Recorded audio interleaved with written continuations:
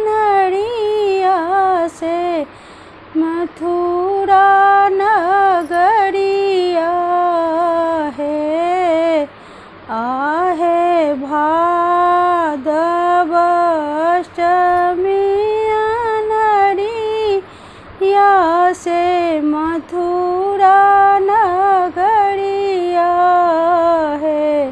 ललन रे जन्म लेला जगत कपालन जेल के कोठरिया रे। ललन रे जन्म लेला जगत के पालन जेल के कोठरिया है।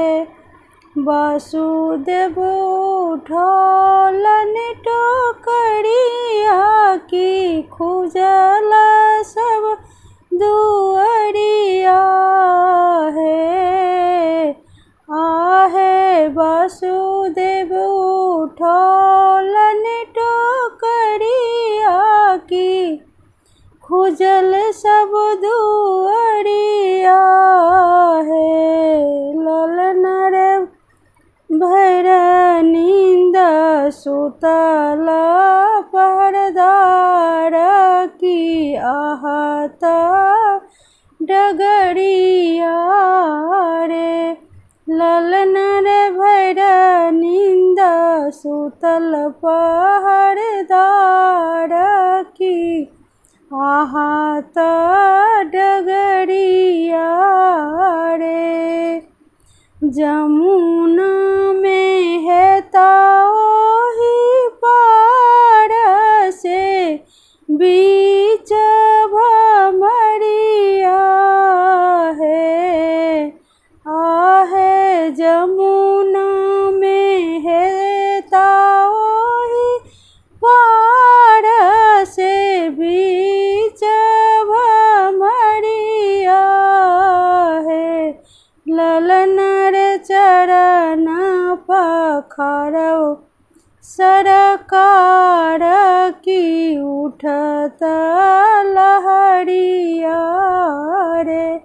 ललन रे चरण पखारौ सरकार की उठत लहरिया रे। पहर राती लाही पार से नंद दुअरिया है। आहे पहर राती लाही पार से नंद दुअरिया है। ललन रे हर सीता मैया यशोदा की गोकुल नगरिया रे।